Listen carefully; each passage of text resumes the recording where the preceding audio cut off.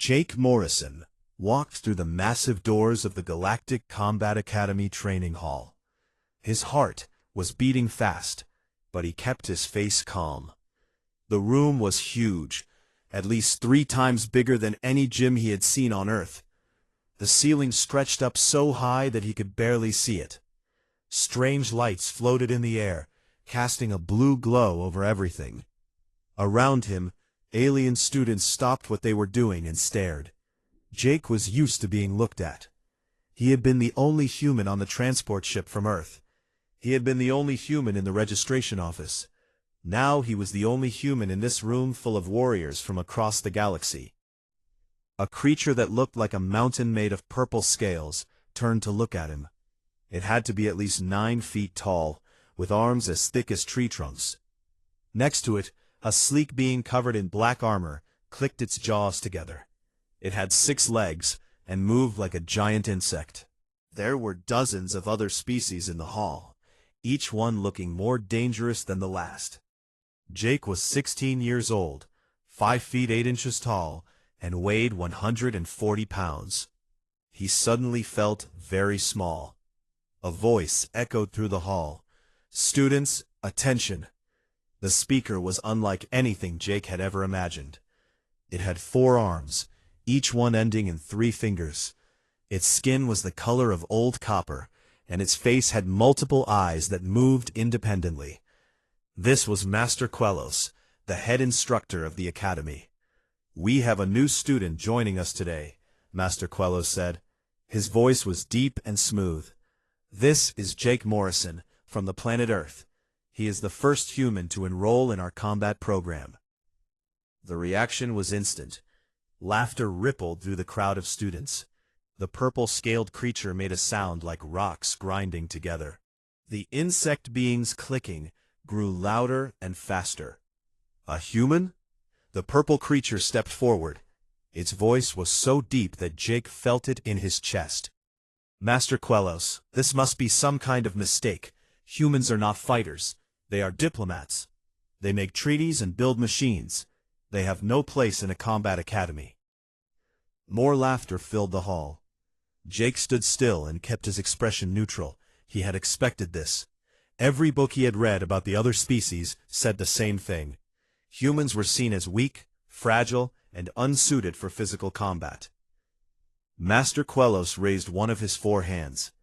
"Vorg, control yourself. Jake Morrison comes with a recommendation from the Human Defense Corps. He has earned the right to train here, just as you did." The purple creature, Vorg, snorted. "The Human Defense Corps? What do they defend against? Strongly worded letters?" More laughter echoed around the hall. The black armored insect creature moved closer. It circled Jake slowly, its 6 legs moving in perfect rhythm. "My name is Iris," it said. Its voice was high and sharp, like metal scraping on metal. "I am from Vexlos Prime. We have been warriors for 10,000 years. What has your species been doing for 10,000 years, human?" Jake looked at the creature. "Learning," he said simply. Iris made a clicking sound that might have been laughter. "Learning to run away, perhaps? Look at you. You have no natural armor, no claws, no venom, no enhanced strength. Your bones would break like glass if Vord even touched you." She turned to the other students. "Perhaps the human is here to learn how to surrender more efficiently." The entire hall erupted in laughter. Even some of the other instructors who stood along the walls seemed to be smiling. Jake noticed all of this, but his face remained calm. He had learned a long time ago that showing anger only made bullies worse. Master Quellos clapped his hands together. The sound was sharp and loud, cutting through the laughter. "Enough. Jake Morrison will begin training today. He will start at white belt, as all students do. Vorg, you will be his sparring partner for basic drills." Vorg's smile showed rows of serrated teeth.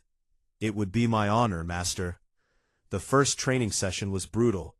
Vorg moved with surprising speed for such a large creature. When he grabbed Jake's arm for a basic throw, it felt like being caught in a steel trap. Jake hit the mat hard enough to knock the air from his lungs. The impact sent pain shooting through his shoulder and back. "Again," Master Quello said. Jake got up. Vorg threw him again. The mat was designed to absorb impact, but it still hurt. Jake's vision blurred for a moment. Again, Jake was thrown, pinned, and tossed around like he weighed nothing. By the end of the session, he could barely stand. His uniform was soaked with sweat. He had bruises forming on his arms and legs. The other students watched with expressions ranging from amusement to pity. Some had stopped paying attention entirely. A human in combat training was apparently not even interesting enough to mock after a while. As Jake limped toward the changing rooms, he heard Vorg talking to Iris. "I was trying to be gentle," the big creature said. "But humans are so fragile. I barely touched him." Iris clicked her mandibles. "Give him a week. He will quit and go back to Earth. Humans always quit when things get difficult." Jake kept walking. He did not look back. In the changing room, he stood under the water shower and let the heat work on his sore muscles. His body ached everywhere. His shoulder felt like it might be dislocated. He had cuts on his hands from hitting the mat wrong. But Jake Morrison was smiling. He had learned something important today. He had learned exactly how Vorg moved when he threw someone. He had learned the rhythm of Iris's steps when she circled prey. He had learned which students were aggressive and which were defensive. He had learned how Master Quellos positioned himself when he watched a match. Jake had learned that everyone here underestimated him, and that was the most valuable lesson of all. He dried off and put on his white belt uniform. Tomorrow he would come back. He would get thrown again. He would get hurt again. The other students would laugh again. But every time he hit that mat, he would learn something new. Every time he faced an opponent, he would understand them better. That was what humans did best. They adapted. They learned. They survived. Jake walked out of the changing room and headed toward his small quarters on the station. Behind him, he could hear the sounds of the other students training, their voices full of confidence and strength. He smiled again. They had no idea what was coming. 3 months had passed since Jake Morrison first walked into the Galactic Combat Academy. In that time, he had not won a single match. Not one. He had been thrown, pinned, struck, and defeated in every possible way. His record was 0 wins and 247 losses. The other students had stopped mocking him. They had moved past mockery into something worse: indifference. Jake was simply part of the background now. Like the training equipment or the floor mats, he was expected to lose. So when he did, no one even noticed anymore. Every morning, Jake woke up at 5 in the station's artificial time. He would stretch for 30 minutes, working on flexibility that his human body could achieve, but that most alien species could not. Then he would go to the training hall before anyone else arrived. In those quiet early hours, Jake practiced. He would watch recordings of the previous day's matches on his datapad. He studied how Vorg shifted his weight before a throw. He analyzed how Iris moved her legs in a specific pattern before attacking. He watched Master Quellos demonstrate techniques and broke down every movement into its component parts. Then, Jake would practice those movements himself. His body was learning things that his mind already understood. Human muscles had an advantage that most species did not have. They could adapt to almost anything. Jake's tendons were becoming more flexible. His reaction time was getting faster. His balance was improving. But in actual combat, he still lost every single time. The problem was simple. Jake was learning martial arts designed for bodies that were not human. The techniques that worked for Vorg's massive strength did not work for Jake's smaller frame. The speed moves that Iris used required 6 legs, not 2. Jake was trying to fight like an alien when he was human. But he kept training anyway. Other students would arrive for morning practice and find Jake already there, already sweating, already working. They would shake their heads or make comments to each other in their own languages. The human was dedicated, they had to admit that much. But dedication without talent was just wasted effort. During group training sessions, Jake was always partnered with the newest students, the ones who had just arrived at the academy. They needed someone they could defeat to build their confidence. Jake was perfect for that role. Even brand new students could beat the human. Master Quellos had stopped giving Jake detailed feedback. The instructor would watch his matches, nod, and move on to the next student. There was kindness in his multiple eyes, but also sadness. The human was trying so hard, but some things were simply impossible. One afternoon, after a particularly brutal session, where Vorg had accidentally cracked the floor by throwing Jake too hard, Master Quellos called him aside. The other students filed out of the training hall, their voices loud and confident. Jake stood alone with the instructor. "Morrison," Master Quellos said quietly. His forearms moved in a gesture that Jake had learned meant concern. "We need to talk." Jake knew what was coming. He had seen this conversation in human movies and books. The kind teacher tells the struggling student that it is okay to give up, that there are other paths in life, that not everyone is meant for this. "I have been teaching for over 200 years, Master Quellos continued. "I have trained thousands of students from hundreds of species. I have seen great warriors and terrible ones. I have seen students with natural talent and students who had to work for every small victory." The instructor paused, his eyes all focused on Jake at once. "You have more dedication than almost any student I have ever taught. You arrive early, you stay late, you never complain, you never make excuses. You take every defeat and come back for more." "But," Jake said, he could hear the word coming. "But," Master Quellos agreed, "I am beginning to think that combat is not your path. Your species excels at many things. Humans build the finest starships in the galaxy. Your art and music are beautiful. Your scientists make discoveries that change the universe. Your diplomats have prevented wars and saved billions of lives." Master Quellos placed one hand on Jake's shoulder. "Not every species is meant to be warriors. There is no shame in this. Perhaps you should consider a different program. Engineering, perhaps, or diplomatic studies. You clearly have intelligence and discipline. Those qualities would serve you well in other fields." Jake looked down at his white belt. 3 months, and he still wore white. Students who had started weeks after him were already at yellow or orange belt. Some had even reached green. But Jake was still at the beginning. He took a deep breath. When he looked up at Master Quellos, his eyes were clear and determined. "With respect, Master, I am not done yet." Master Quellos's expression was gentle. "Morrison, you have lost every match for 3 months. At what point do you accept that?" "I accept that I have been losing," Jake interrupted. Then he smiled slightly. "But losing and learning are not the same thing." The instructor tilted his head, a gesture of confusion. "What do you mean?" "I will show you," Jake said. "At the monthly evaluation, I will show everyone." The monthly evaluation was a tradition at the academy. Once every 30 days, all students had to demonstrate their progress. It was how belt advancement was determined. Students would perform forms, spar with partners, and show the techniques they had mastered. For Jake, every monthly evaluation had been the same.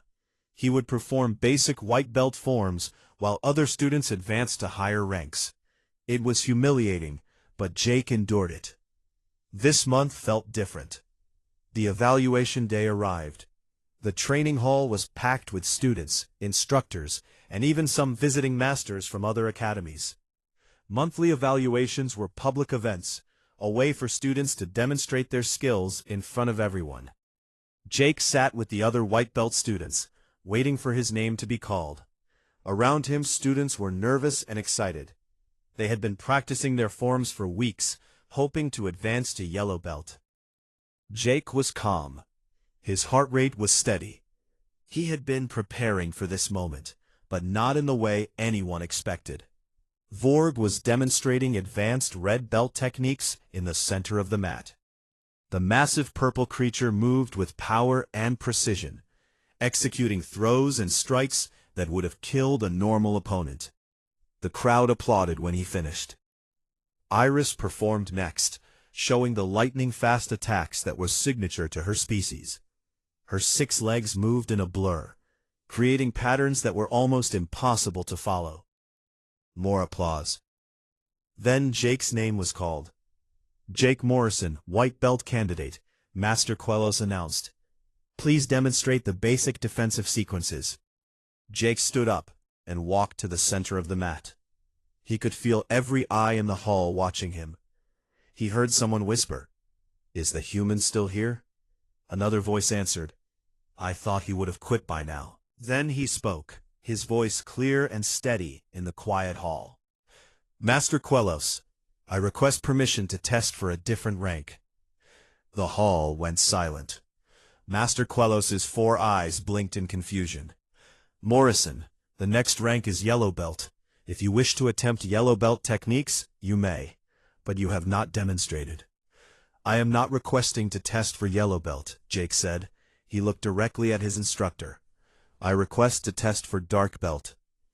For 3 full seconds, nobody moved. Nobody spoke. Nobody even seemed to breathe. Then the hall exploded into chaos. Students were shouting. Instructors were talking over each other.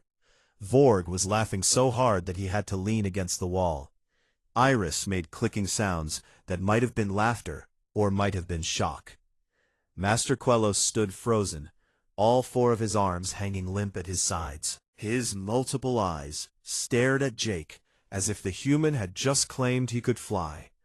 Dark belt was a legend. It was beyond mastery. It was transcendence. The chaos in the training hall grew louder. Students were standing up from their seats, shouting questions and comments. Some were laughing. Others looked confused. A few seemed angry, as if Jake had insulted the entire academy with his request. Master Quellos raised all 4 of his hands, calling for silence. It took several minutes for the noise to die down.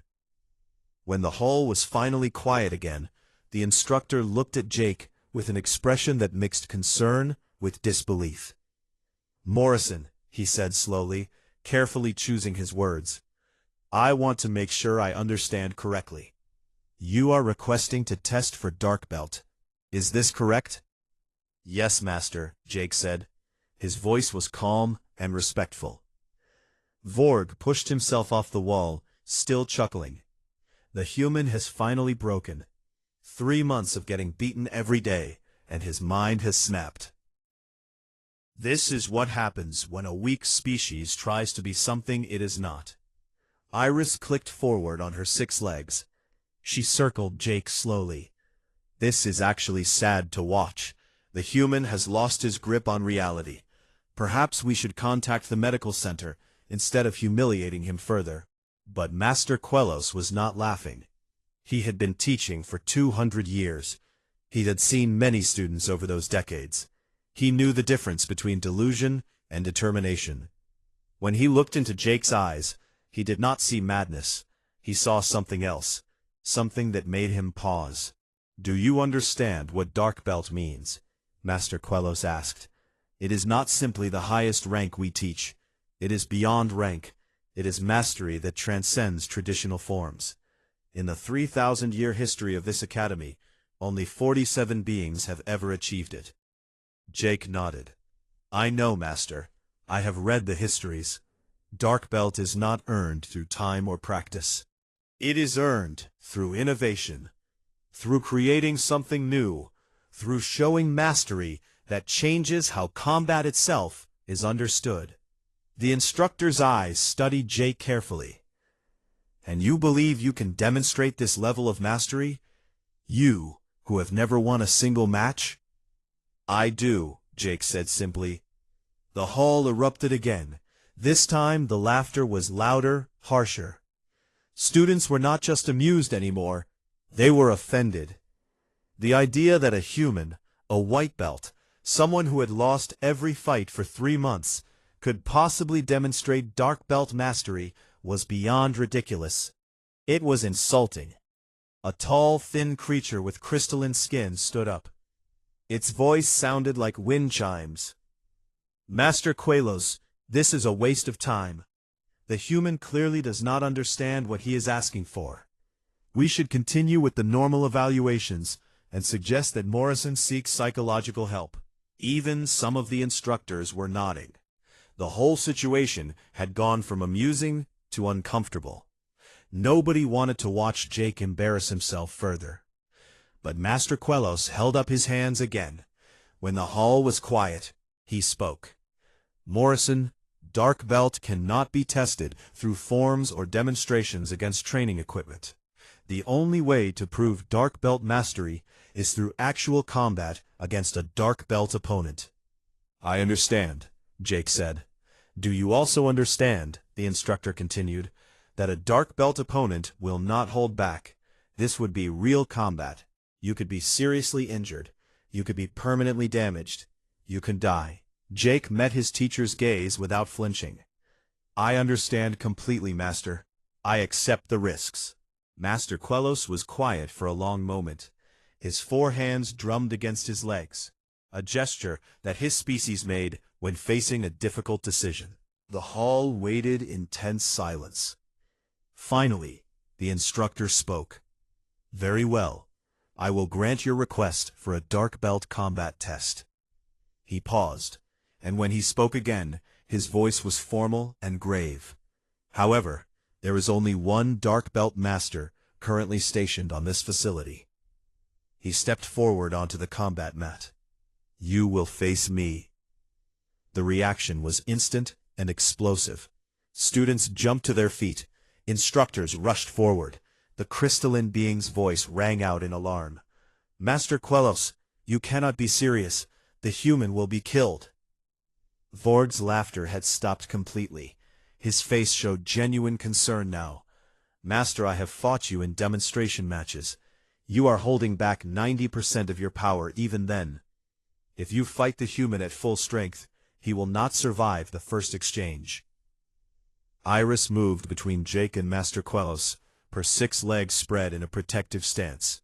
I have mocked the human, yes, but I do not wish to see him die.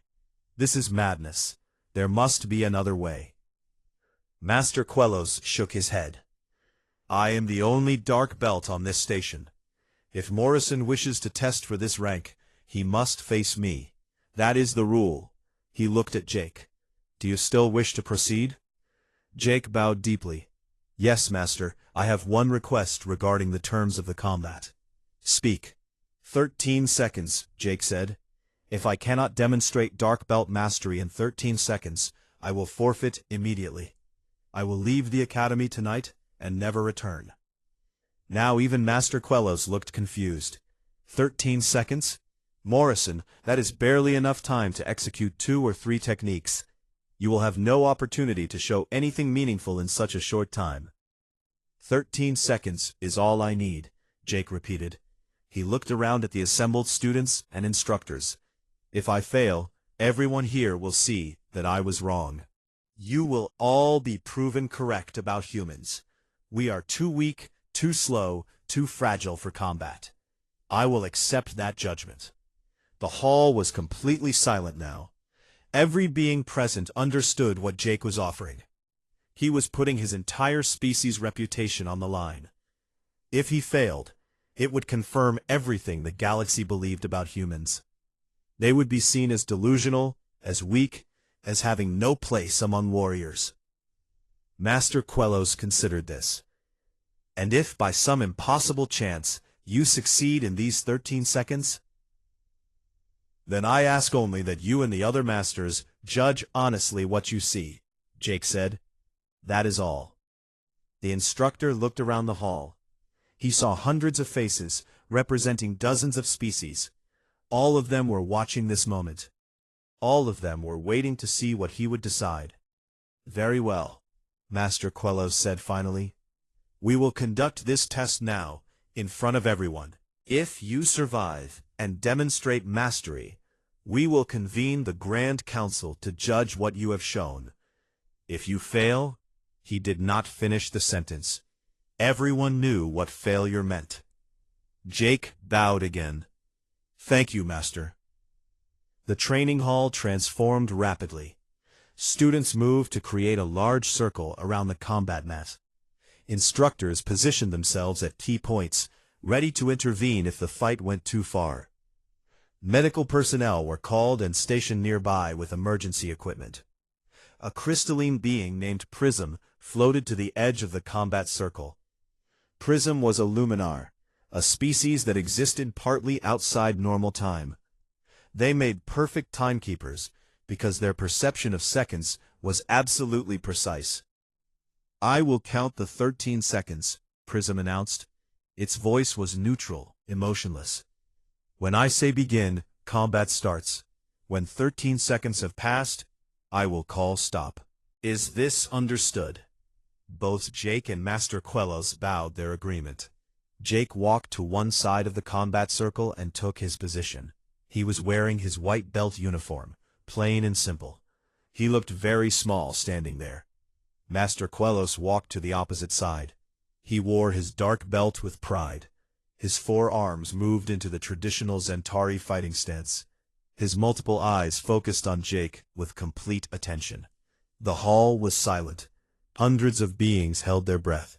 Prism's voice rang out clear and sharp. "Combatants ready?" Both fighters bowed to each other. The word "begin" had barely finished echoing through the hall when Jake moved. But he did not move toward Master Quellos. Instead, he dropped low, very low, into a crouch that would have been impossible for most species. His human knees bent at angles that the rigid-jointed aliens could not achieve. Then Jake's palms struck the mat. It was not a punch. It was not a slam. It was precise, calculated, and placed at an exact point on the floor. The impact created a shockwave that rippled through the specially designed training mat. The wave was invisible, but every being in the hall who understood physics knew what had just happened. Jake had struck the mat at its resonant frequency. "1 second," Prism announced in its emotionless voice. The shockwave hit Master Quellos just as the instructor began his advance. It was not strong enough to knock him down or even slow him significantly, but it disrupted his balance by the tiniest amount, maybe a few millimeters. His first step was slightly off from where he had intended it to be. That was all Jake needed. 2 seconds. Jake was already moving. His body spiraled to the left in a motion that was uniquely human. His spine twisted in ways that species with exoskeletons or rigid bone structures could never copy. He passed inside Master Quellos's guard like water flowing through cracks in stone. The instructor's 4 arms moved to grab him, to strike him, to stop his movement. But Jake was no longer where Quellos expected him to be. The human had studied the Zentari fighting style for 3 months. He knew exactly how those 4 arms would move, what patterns they would follow. 3 seconds. Jake's fist moved in a blur, but it was not an attack meant to injure. His knuckles brushed against Master Quellos's lower right arm, making contact for just a fraction of a second. The touch applied force at a specific angle, using the instructor's own momentum against him. In human martial arts from Earth, this was called redirecting energy. But Jake was doing it at a level that required understanding not just of combat, but of physics, of vectors, of how force transferred through different types of bodies. 4 seconds. Master Quellos felt himself beginning to rotate. His 2 centuries of training kicked in automatically. He adjusted his stance, shifted his weight, prepared to counter the rotation and regain his balance. He had faced this type of technique before from other masters. But Jake had predicted that exact response. 5 seconds. Jake's foot swept low across the mat. It did not strike Master Quelos's legs. Instead, it moved through the space where the instructor's rotation was creating displaced air. The movement created a pressure differential, a tiny change in the airflow that added to the rotational force already acting on Quelos. It was brilliant. It was subtle. It was using the environment itself as a weapon. 6 seconds. The Master's own recovery movements were now working against him. Every adjustment he made to stop his rotation, Jake had already accounted for. It was like fighting a chess player who could see 10 moves ahead, except the chessboard was physical combat, and the pieces were bodies moving through space. 7 seconds. Jake was behind Master Quelos now. Nobody in the audience could explain how he had gotten there. One moment he was to the instructor's side. The next, he was completely behind him. The human's hands moved in precise, quick motions. They did not strike. They touched, positioned, created points of contact. A structure made of force and balance and potential energy. 8 seconds. Master Quelos realized with sudden, shocking clarity that he was in trouble. Real trouble. The kind of trouble he had not experienced in over a century of combat. He threw an attack that should have been impossible to predict. A technique that he had never shown anyone, that existed only in his personal style. 9 seconds. Jake moved before the attack was even fully formed. The human had somehow known what Master Quelos was going to do before the instructor himself had fully decided. 9 seconds. Jake's hands made 3 precise contacts: shoulder, hip, knee. These were not strikes, they were alignments. The human was treating combat like an engineering problem. He was solving for variables that other fighters could not even see. Master Quelos understood something in that moment. He was not fighting a student. He was fighting something the galaxy had never seen before. Human flexibility, combined with human pattern recognition, combined with human innovation. The result was terrifying. 10 seconds. Jake's final positioning was complete. He stood in a stance that existed in no martial art that the Academy taught. His feet were placed at specific points. His weight was distributed in a way that looked wrong, but was actually perfect. His arms were extended at angles that seemed awkward, but were precisely calculated. It was a stance that was only possible for a human body. The flexibility of human joints, the range of motion of human limbs, the way human muscles could control movement. No other species could have stood exactly the way Jake was standing. 11 seconds. Master Quelos tried to move. He tried to attack. He tried to defend. He tried to do anything. And he realized with absolute certainty that any movement he made would result in his own defeat. Jake had positioned him geometrically. The human had used the instructor's own body against him, had trapped him using physics and leverage and an understanding of how the Zentari physiology worked. If Quelos moved forward, his own momentum would throw him. If he moved backward, his balance would collapse. If he attacked with any of his 4 arms, Jake's positioning would allow him to redirect that force into a counter. It was checkmate, not with chess pieces, but with flesh and bone and the laws of physics. 12 seconds. The hall was absolutely silent. Every being present understood what they were seeing, even if they could not believe it. A white belt student had completely dominated a dark belt master. A human who had never won a fight had defeated one of the greatest warriors in the galaxy. And he had done it without throwing a single attack meant to injure. 13 seconds. Jake stepped back and bowed deeply to Master Quelos. His expression was calm. He looked exactly the same as when the fight had started, except for one thing. His eyes were different. In those eyes was the quiet confidence of someone who had just proven something that everyone said was impossible. "Stop," Prism announced. 13 seconds have elapsed. Master Quelos stood motionless for several heartbeats. Then, slowly, deliberately, All four of his hands reached down to his waist.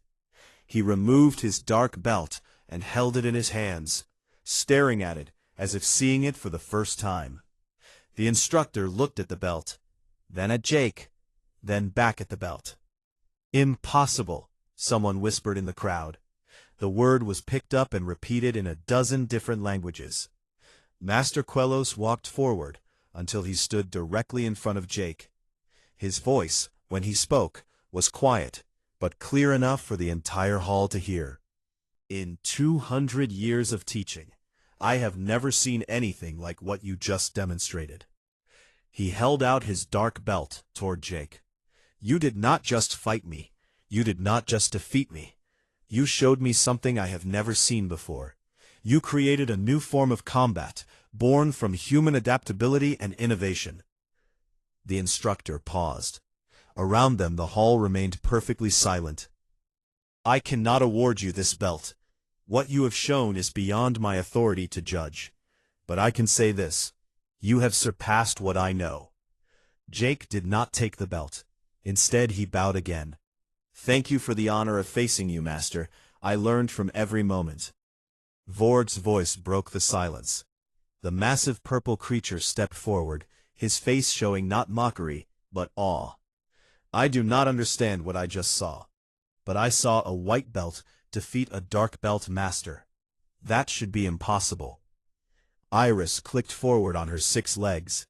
The human did not use strength. He did not use speed. He used something else. Something that none of us recognized. Master Quellos nodded. He used understanding. Perfect, complete understanding of physics, of biology, of movement itself. He turned combat into a science, and then solved it like an equation. The instructor raised his voice, so everyone could hear. "The Grand Council must be convened immediately. What Jake Morrison has shown today requires judgment from the highest authority of this academy." He looked down at Jake one more time. In his multiple eyes was something that had not been there before. It was respect. Deep, genuine respect. "You have earned the right to be called warrior," Master Quellos said quietly.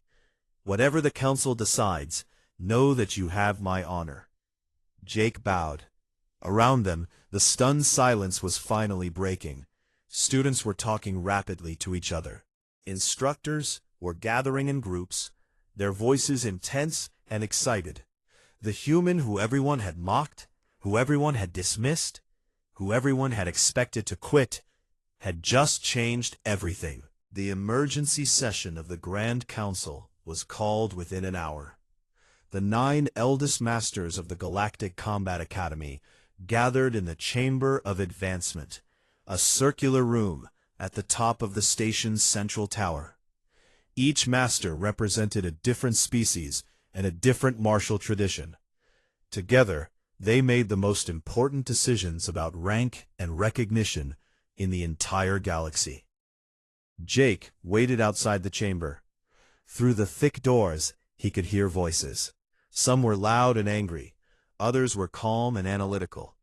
The argument had been going on for almost 2 hours now. Jake sat on a simple bench, his white belt uniform still damp with sweat from the demonstration. Students and instructors passed by in the corridor, all of them staring at him. Some nodded with respect. Others looked confused or even angry. Vorg had walked past 3 times, each time slowing down as if he wanted to say something, but never stopping. Finally, the massive doors opened. A small floating orb of light emerged and spoke in a voice that seemed to come from everywhere at once. "Jake Morrison, the council will see you now." Jake stood and walked into the chamber. It was smaller than he expected, but filled with an overwhelming presence. The 9 masters sat in a circle, each on a platform suited to their species' physiology. At the center was Radiance, the Grand Master. Radiance was a being of pure energy, contained within a field that glowed with soft, warm light. "Jake Morrison of Earth." Radiance spoke directly into Jake's mind, rather than using sound. We have reviewed the recordings of your demonstration 17 times. We have consulted with experts in biomechanics, physics, and combat theory from 6 different species. We have debated what we witnessed for over 2 hours. The Grand Master paused. Jake could feel the weight of its attention, like standing under a spotlight that could see into his soul. We have one question before we render our judgment, Radiance continued. How did you do it? Jake took a breath. He had been preparing this explanation since the moment the fight ended. May I speak freely, Grandmaster? Please do. Jake looked around at the 9 masters. Each one was a legend in their own right. Warriors who had trained for lifetimes, who had mastered arts that were thousands of years old.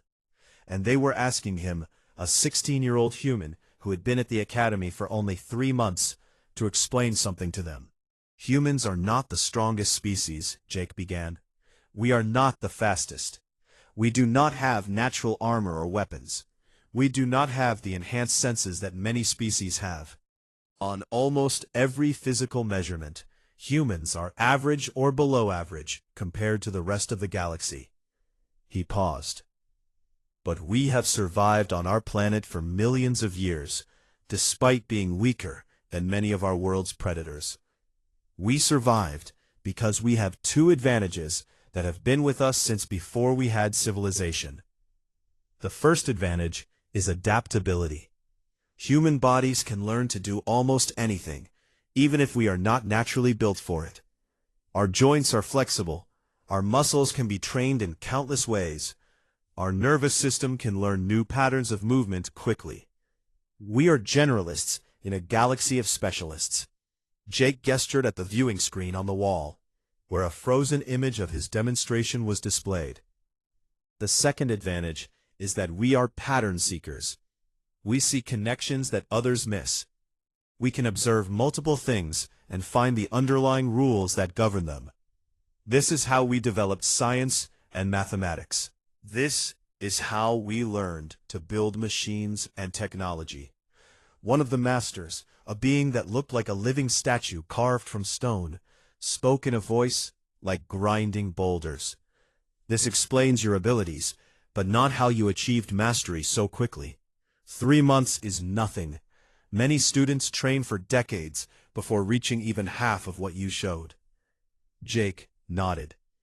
For 3 months, I lost every match, every single one.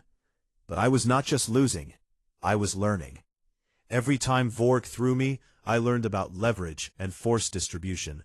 Every time Iris evaded my attacks, I learned about timing and spatial awareness. Every species that I fought against taught me something about how their bodies worked, how they moved, how they thought. He pointed at the screen. Every alien species fights differently because their bodies are different. But they all obey the same physics. Gravity affects everyone the same way. Momentum works the same for every species. Force and energy follow universal laws. I studied every fighting style taught here, and I looked for the underlying mathematics. I asked myself a question. What if there is a fighting style that does not play to specific biological strengths, but to universal physical principles? What if instead of fighting like a Centauri, or a Crithian, or a Vexlor, I fought like a human, by adapting and innovating and finding patterns that no one else could see? The chamber was silent. Radiance pulsed with brighter light. You created a new martial art in 3 months? No, Grandmaster, Jake said carefully. I created a framework for infinite martial arts. What I showed Master Quellos was one solution to one specific problem, which was how to defeat a 4-armed opponent with superior reach and centuries of experience. Against a different opponent, I would use a different solution. Against Vorg, I would need something else entirely. Against Iris, something different again. He met Radiance's gaze, or at least looked at where he thought the being's attention was focused. That is what humans do. We do not have one answer to every problem. We have the ability to find any answer we need. We adapt. We learn. We innovate. A master who appeared to be made of flowing water spoke in a voice like a babbling brook. If what you say is true, then your martial art cannot be taught in the traditional way. Each person would need to discover their own solutions. That is correct, Jake agreed. But the framework can be taught. The way of thinking can be taught. The understanding of physics and biomechanics can be taught. Once someone understands the principles, they can create their own techniques, suited to their own body and their own opponents. Another master, this one resembling a massive insect, similar to Iris but much larger, clicked its mandibles thoughtfully. This would require students to think like scientists as well as warriors, to study and analyze, not just to practice and drill. Yes, Jake said, it requires both sides of learning, physical practice and mental understanding working together. The 9 masters looked at each other. Jake could not read their expressions, but he could sense that something important was being decided. Finally, Radiance spoke again. Jake Morrison of Earth, the Grand Council has reached a decision. The being's glow intensified. What you have demonstrated goes beyond our traditional ranking system. You have not just mastered an existing art. You have created something entirely new. You have shown us that there are ways of understanding combat that we never considered. Radiance paused. We cannot award you Dark Belt, because what you have shown transcends even that rank. Instead, we are creating something that has never existed before in the 3,000-year history of this academy.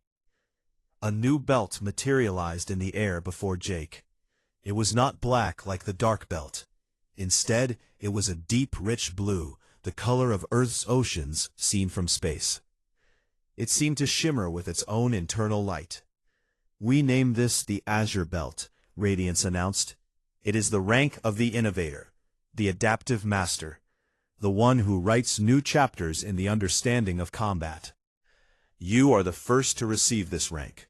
You may not be the last, but you will always be the first. Jake reached out and took the belt with hands that shook slightly. The material felt warm to the touch and surprisingly light. He looked down at it, hardly believing what he was holding. There is one condition, Radiance said. You must teach. Starting immediately, you will take on students. You will share your framework with others who wish to learn. We want to see if your method can work for non-human species as well as it works for you. One of the other masters, a being that seemed to be made of crystallized sound, added, You have proven that humans have a place among warriors. Now you must prove that humans can teach what they have learned. Jake bowed deeply to the council. I accept this honor and this responsibility. I will do my best to teach what I have discovered. Then it is decided, Radiance declared.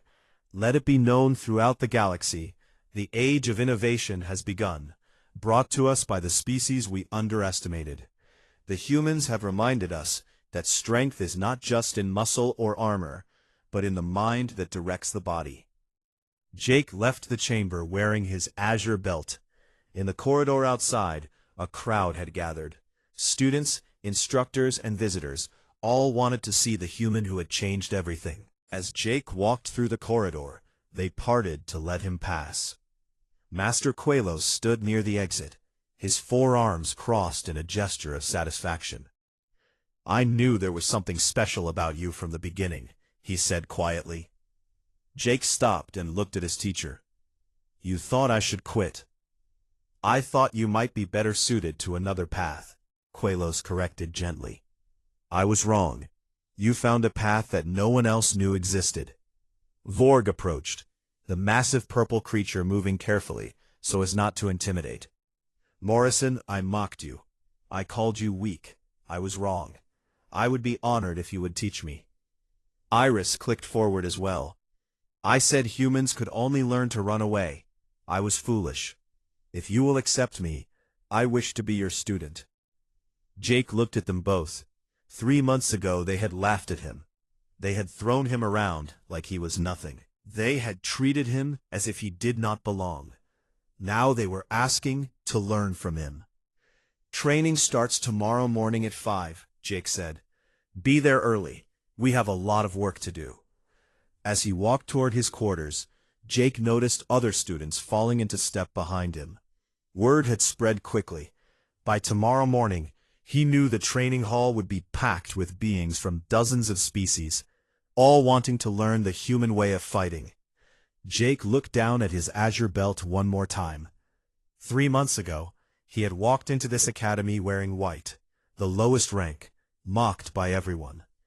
Now he wore a color that had never existed before, representing something that would change how the entire galaxy understood combat.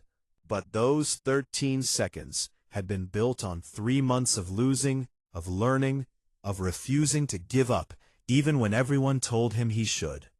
That, Jake thought with a small smile, was the most human thing of all.